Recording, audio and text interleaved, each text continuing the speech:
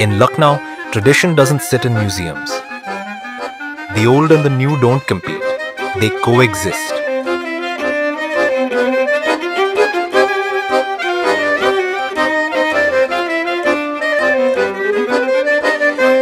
मेरा नाम जलालुद्दीन है। मेरा नाम अकील अख्तर है और हम बोन कार्विंग के आर्टिस्ट हैं। This is not just a city of monuments, it's a city of makers. और यहाँ पे की है तहजीब, लखनऊ तहजीब का शहर कहलाता है और यहाँ पे नक्काशियाँ की इमारतें में नक्काशियाँ कार्विंग का वर्क है, तो वही हम बोन कार्विंग को लाने की कोशिश करते हैं ताकि अपने लखनऊ की संस्कृति को, अपने देश की संस्कृति को ऐसे संभाल के रखें।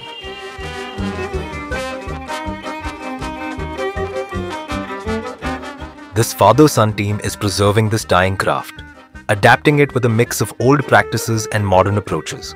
मेरे मामा जो है काम करते थे, उन्हीं से मैंने काम सीखा और मुझे करीब 40 से 42 साल हो गए काम करते हुए। अब चैलेंजेस सबसे बड़ा ये था कि जब हमने भी काम संभाला तो ये है कि काम ये विलुप्त होने वाला, डेथ आर्ट में आ रहा है, लोग मतलब काम ख़त्म हो रहा है, कारीगर इस काम को छोड़ के जा रहे हैं, एक्सपायर हो गए बहुत सारे पुराने कारीगर।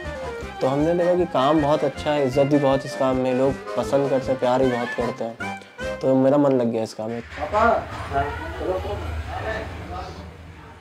देखिए उस ज़माने में क्या है कि पहले आपने देखा आदिवासी जो थे, पहले आदि मानुष जो होते वो लोग हड्डियाँ होते थे तो वो जो धागे में बांध करके पहन लेते थे। आज भी उनकी वीडियो वगैरह देखने को मिलती हैं।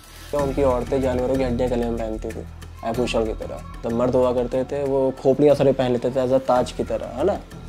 छुरियाँ देखी होंगी आपने, उसकी जो बेटी होती थी वो हड्डी की होती, तो मतलब ये पूर्वज प्राचीन काल से चला आ रहा है। अब जब कारीगर ऐसे हुए, उस पर नक्काशी करने लगे और उनको देख करके सभी लोग भी नक्काशी करने के बाद में अच्छा लगता है तो सभी पहनते हैं उसे। Over centuries, this evolved into a more refined art form. It reached new heights during the Mughal period, when artisans, originally trained in ivory, began working with bone, especially as ivory became scarce or restricted. तो ये पहले Ivory पे होता था, हाथी के दांत पे, तो लोगों ने जो है हाथी को ही मारने लगे थे। तो ये है कि अब वही जो कारीगर थे तो हमारे बोन पे काम करते हैं। पहले क्या है कि कैमल बोन भी मिलता था, बफेलो का मिलता था, अब तो कैमल मिलता नहीं है, इतना है ही नहीं, तो ज़्यादातर बफेलो पे ही काम होता है।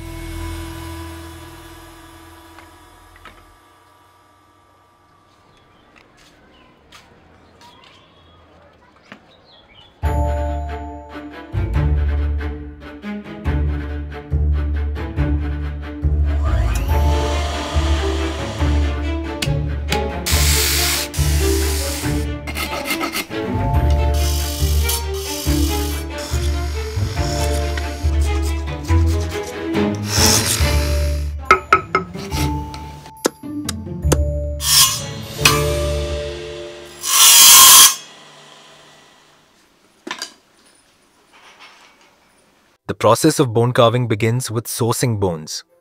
ये स्लाटर हाउस से लाते हैं क्योंकि हमारा मीट जो है वो एक्सपोर्ट हो जाता है बाहर विदेशों में, वहाँ से ला करके फिर इनको टुकड़ों में काटते हैं।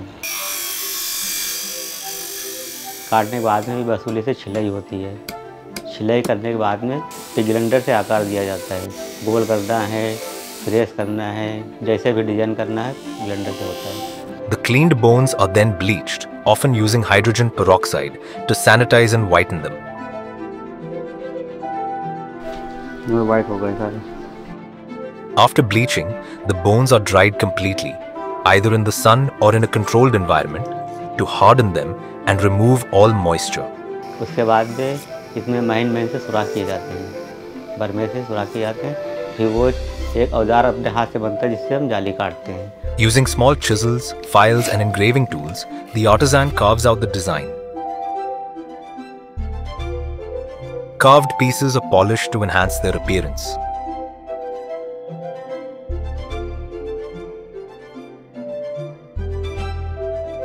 Later they are joined together using strong adhesives and the pieces are clamped and left to set, ensuring a seamless finish.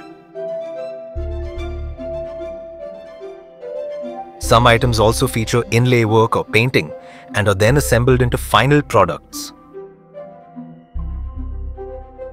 वो जाली जो है कम से कम 700-800 साल से वो जाली बनती चली आ रही है। उसे मुगल आर्ट जाली बोलते थे। The jali, an intricate lattice of light and shadow, is one of the finest symbols of Mughal design.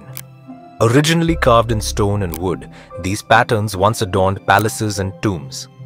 Today, the same designs live on, scaled down onto bone. Mughal उस टाइम बहुत पसंद करते थे वो जाली, तो वो जाली आज भी हमारे देश में, विदेश में हर जगह पसंद की जाती है। देख रहा है ये जाली, ये विदाउट जाली। Though the art is loved, the hands that carve it are disappearing, driven away by low income, limited support, and uncertain demand. हमने अपने पापा को सुबह 10 बजे से लेकर रात के 1 बजे तक के काम करते हुए देखा है, और यकीन करेंगे जब कोई त्यौहार ईद बकरीद का आता था या कोई भी त्यौहार आ जाए तो 3,000 रुपये अकाउंट में नहीं होता। सोचो, इतनी मेहनत करते हुए देखा हमने अपनी खुद आंखों से।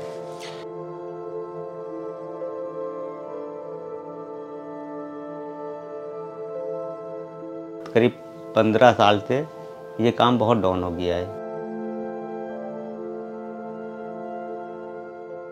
अब कुछ कारीगर ऐसे हैं कि अपने बच्चों को काम नहीं सिखलाया जाए, तो इसलिए धीरे धीरे ये काम ख़त्म होता चला जा रहा है।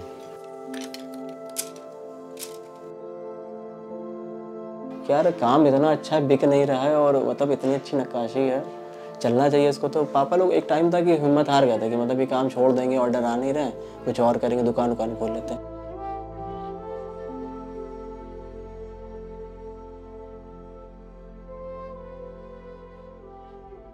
But support from NIF changed the course.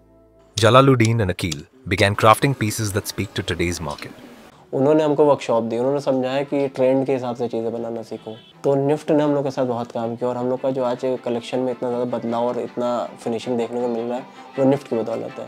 तो लगभग 7 साल से हम लोग निफ्ट से जुड़े हुए हैं, और निफ्ट ने ही हमको नए डिज़ाइन के लिए प्रेरित किया, समझाया। तो वहाँ से हम लोग को काफ़ी मतलब दिमाग का विकास हुआ कि हाँ कुछ और भी बन सकता है। जैसे सपोज़ जैसे कि ये मेरे इस वक्त का फेवरेट प्रोडक्ट है, घड़ी। तो ये हम पहले से नहीं बनाते थे, ये निफ्ट ने हमको बताया कि घड़ी ही बना सकते हैं। तो अभी ये बहुत प्यारी लगती है, खुद देख सकते हैं।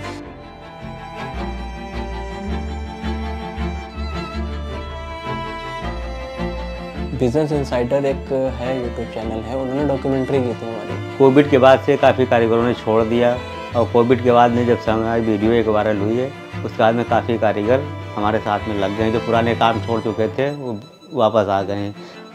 1.5 साल तक कोई ऑर्डर था नहीं, तो हमने घर नहीं बैठे थे कि बैठे रहे। 1.5 साल तक हमने प्रोडक्शन किया था, खूब सारी चीज़ें बनानी थी। 1.5 साल तक अच्छा मौका मिल गया था कोविड के टाइम पर। तो डॉक्यूमेंट्री जैसे ही मेरी आई, 12 दिन लगे थे मेरा सारा स्टॉक ख़त्म हुआ, सिर्फ 12 दिन। तो लोगों ने जब देखा तो उसको बहुत अप्रिशिएट किया था, और वहाँ लोगों ने ख़रीदना भी शुरू किया था। तब हमने वहाँ से प्रेरणा ली थी इंस्टाग्राम पेज की। हमें इंस्टाग्राम पेज नहीं बनाना आता था। तो कस्टमर जो होता है तो कहता है हमें ये चीज़ चाहिए, कस्टमाइज करवाता है कि हमें ये चीज़ ऐसे नहीं ऐसे बनवा के देना, हम तो वैसे उसको बना के देते हैं। जब हम ऐसे बनाते रहें तो कभी ये काम ख़त्म ही नहीं हो सकता है। ऊपर वाले को देना था, तो खैर जब नेशनल अवार्ड पापा को 2009 में मिला तो उनको पहचान मिली, ग्लोबली पहचान मिली कि भाई नेशनल अवार्ड, राष्ट्रपति अवार्ड दे रहा है, तो बहुत बड़ी चीज़ है। तो मिनिस्ट्री ऑफ टेक्सटाइल जो हमारा हैंडीक्राफ्ट डिपार्टमेंट है, तब उन्होंने पापा को हायर किया कि भाई आप इतने अच्छे आर्टिस्ट हो, आप इस कला को और बच्चों को सिखाओ।